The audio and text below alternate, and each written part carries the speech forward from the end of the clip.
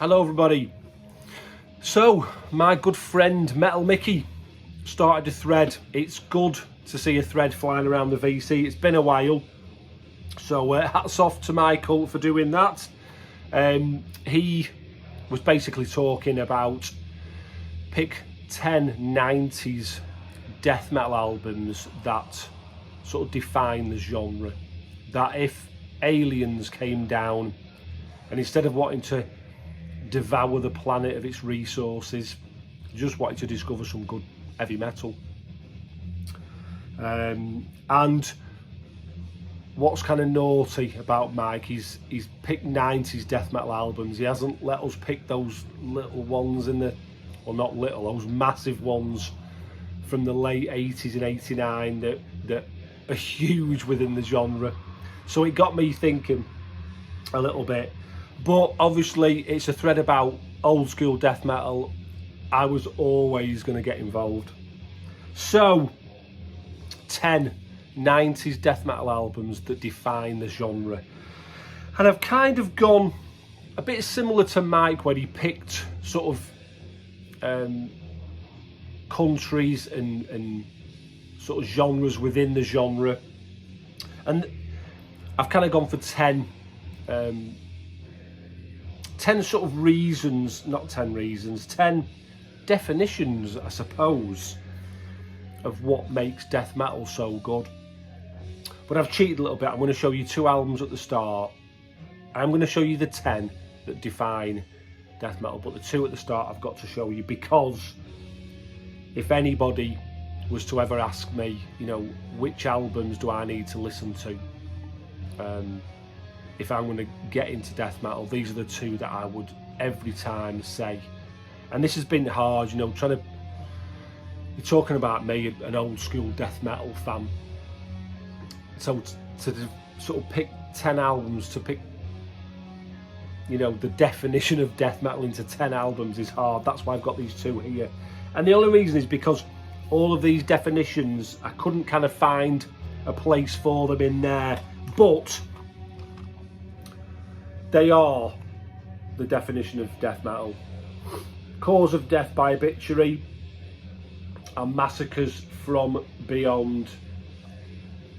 2 absolute massive albums. This one especially, it's got everything that a death metal album requires. Everything. I'm not going to talk about it too much, you know, and this one as well. Both Floridian bands, we know how much of an influence Florida has had on the death metal scene. But Cause of Death just takes your breath away. It's that good. It's got everything. So let me show you these 10. I'll talk a little bit more about these 10. So death metal sort of sprung. I mean, I was lucky enough to grow up when death metal was being born, and it was kind of being born out of thrash metal, and it sprung up. It still had the riffs of thrash metal, but they were lower tuned guitars. There was more double kick drums involved. The vocals were certainly a lot more deeper and guttural. The lyrical sort of content was changing. You know, thrash bands tended to be a little bit more socially and politically motivated, whereas death metal changed it up a little bit to less serious subject matter, shall we say. But when we talk about aliens or being alien to these, I've kind of picked these 10 because I was alien to death metal.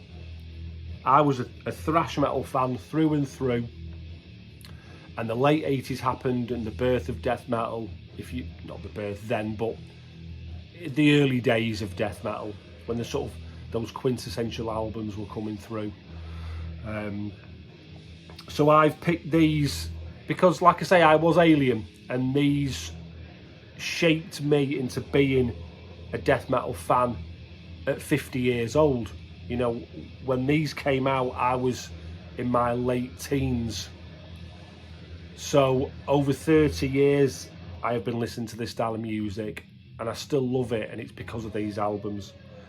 So let me show you. So one of those things that defines death metal is the buzzsaw sound, the famous Boss HM2 pedal.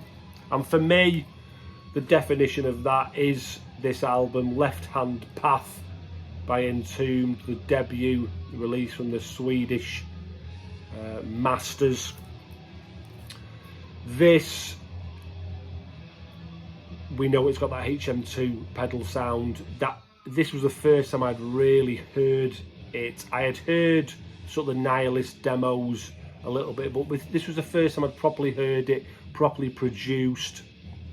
And you know what I love about this album is not only is it heavy as fuck, but within that furiosity as well of the sound, there's melody. And you know, it's got that punky, youthful attitude that I just love. So yeah, for the buzzsaw I have picked Entombed's Left Hand Path.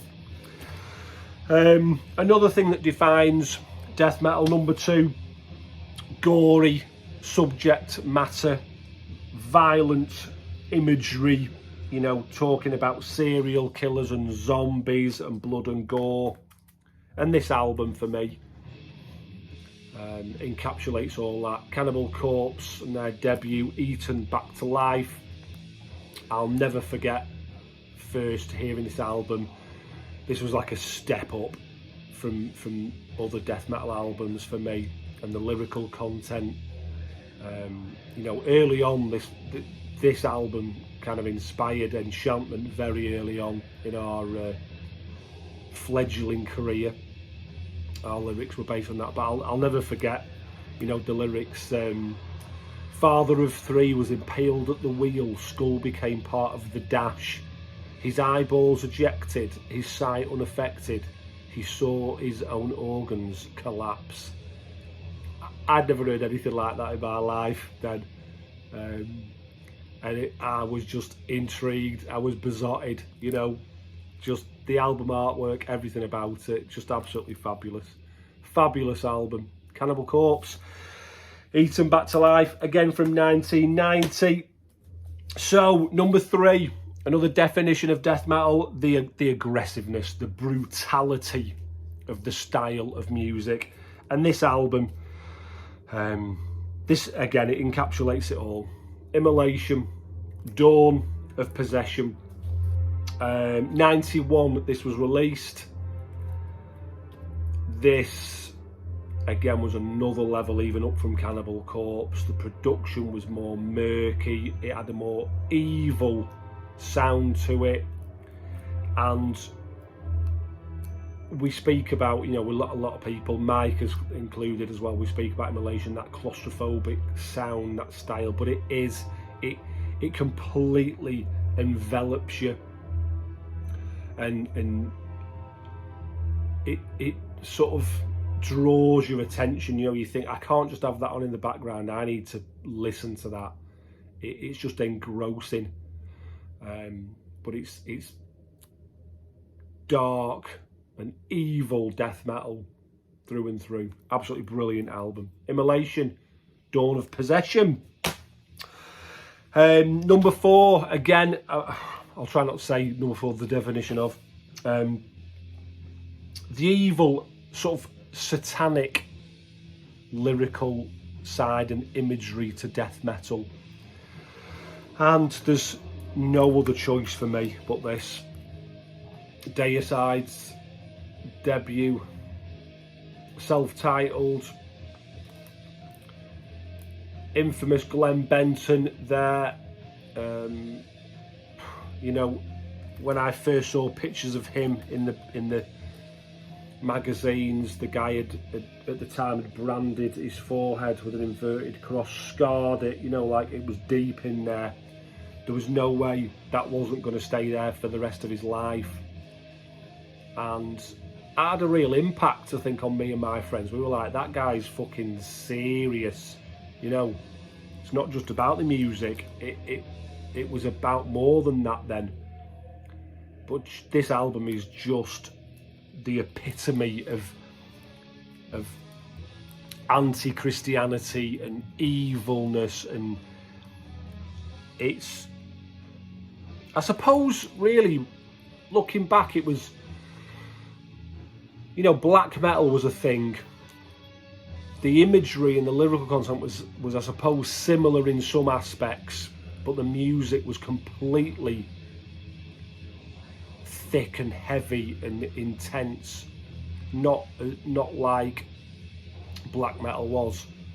So they were always a death metal band, but they had that evil sound, but very unique. Glenn Benton's vocals, I don't know, I'm sure he had some kind of pitch shift on his vocals, but just evil, just absolutely brilliant. Brilliant album. Deicide, their debut. Number 5. This is Death Doom. This is where death metal took a little side step and incorporated the doom metal sort of genre within it. And for me, there's no other album that I keep saying that as well, don't I? Encapsulates. Pick a better word, Mark. There's nothing more. I was going to say defines, but yeah. Anyway, let me just show it you. Fucking LA. Paradise Lost, Gothic. This is from '91. This is Paradise Lost's second album. Now this opened up a brand new world to me,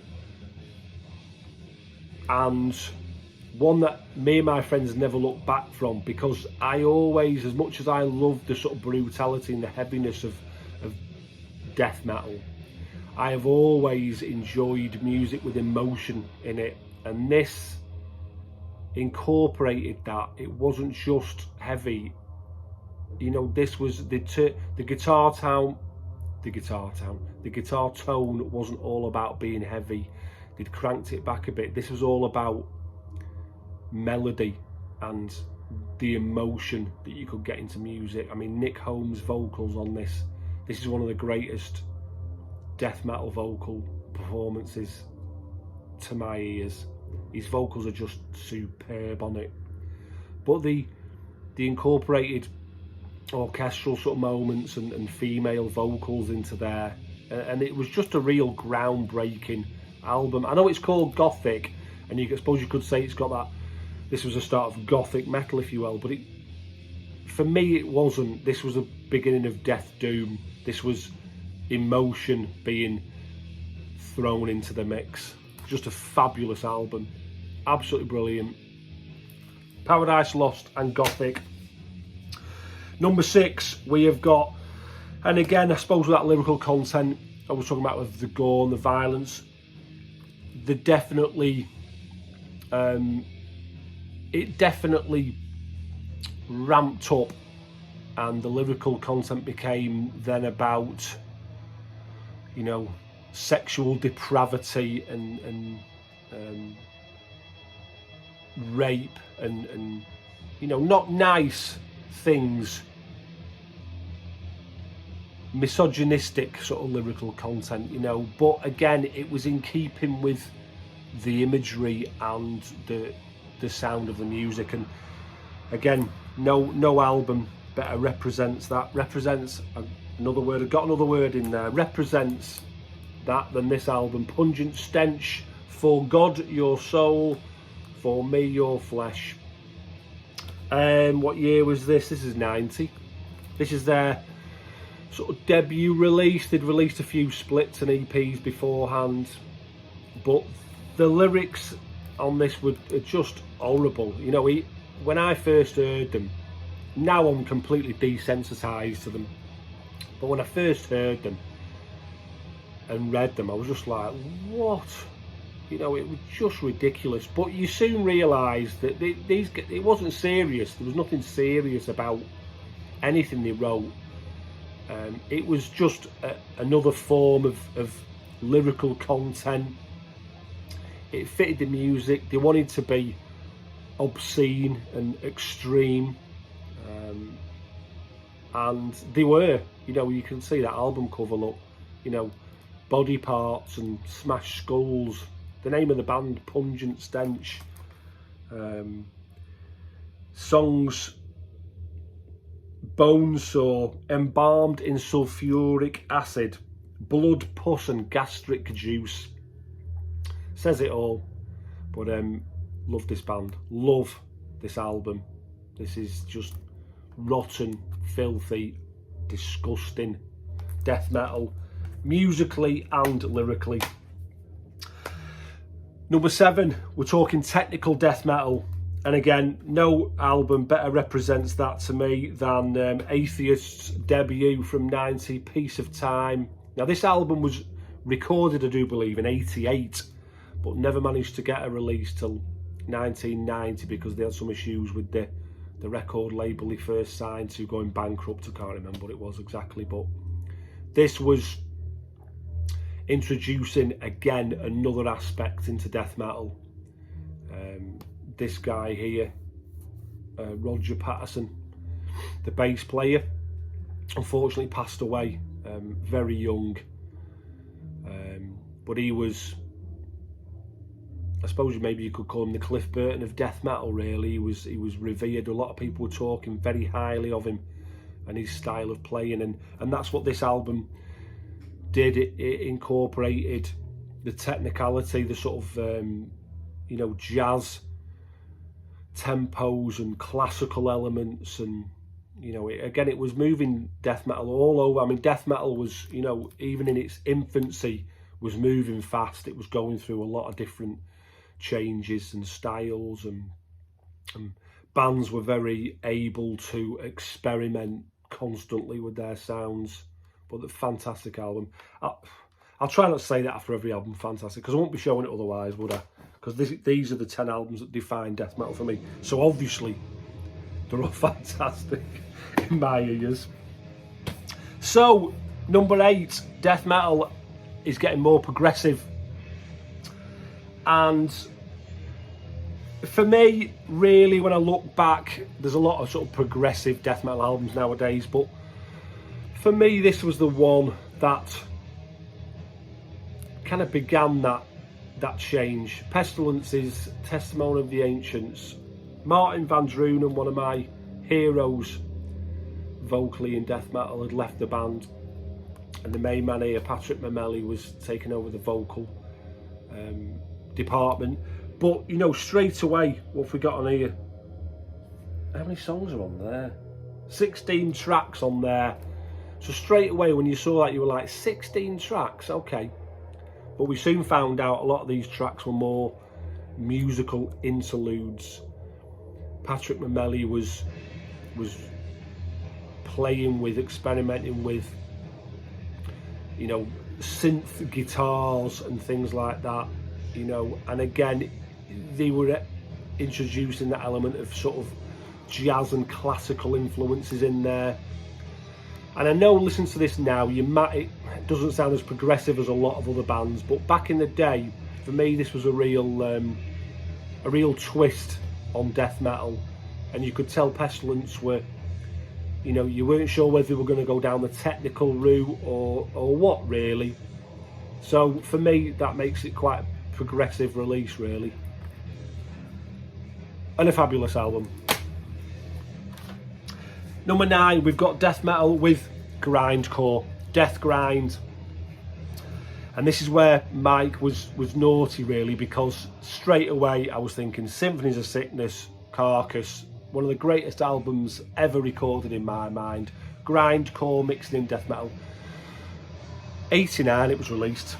So I had no choice but to go for this one. Napalm Death's Harmony Corruption. Napalm Death's 3rd album, I want to say.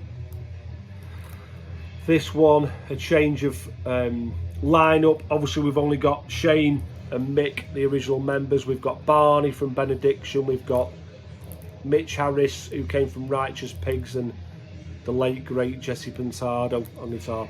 That picture is one of my favourite ever band pictures, a death metal band picture. I just love it. And I'm thinking that was probably at the docks in Florida, because they went to Morrisound Studios in Tampa to record this album. But this is a brilliant mix of you know, everyone knew Napalm Death. Mentally Murdered had been released the year before, and you could see they were incorporating a few different styles into their sort of grindcore sound, but obviously Bill and Lee had left, so it was always going to be interesting to what they did, interested to hear what they did.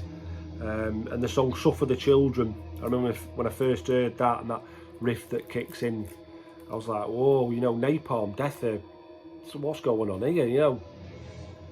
And I suppose a lot of the hardcore, grindcore fans, they didn't like the change, but I did. This and Symphony of Sickness opened me up to grindcore, because they, you know, I suppose you were dipping your toes in, because it was death metal, but then would reach the harshness of grindcore. But yeah, fabulous album, absolutely fabulous album. Napalm Death's Harmony Corruption. And last but not least, what defines death metal for me?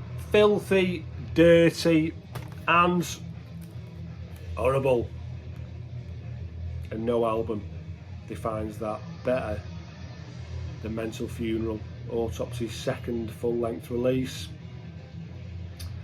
And in my humble opinion, one of the greatest death metal albums ever recorded. This, if you think about a lot of the modern bands that are playing now, this defines that sound. You know, bands like Paradise Lost and Gothic, and creating a whole new sub-genre of death metal. This is death metal. I suppose you could almost call this death doom, but there's something more evil and more disgusting about it. It's words fail me, honestly. It's one of the greatest albums ever, in my opinion. Autopsy's Mental Funeral, love it. That's it, guys. That's my 10 albums. No surprises really in there, but like I say, when the 90s came round, I was an alien to death metal. So these albums have made me a fan of death metal for 30 odd years. So let's play those for the aliens and see if in 30 years time, when they come back, they still like them. In the background, we are listening to Dodskvad from Norway. This was a gift to me not long ago from Roger Kjorvik, again over in Norway. This is a compilation of their 2 demos. Norwegian death metal, sinister sounding, evil, dark, tinged with that black metal feeling that a lot of the Norwegian bands have. Superb release, can't get enough of this album, really. Well, compilation, Dodskvad, and I think it's a compendium of their 2 demos. Like I say, I think they're just called Chronique 1 and Chronique 2, which I presume will be Norwegian for Chronicles. That's it, guys. Quite a long video for me, 24 minutes we're getting on for now.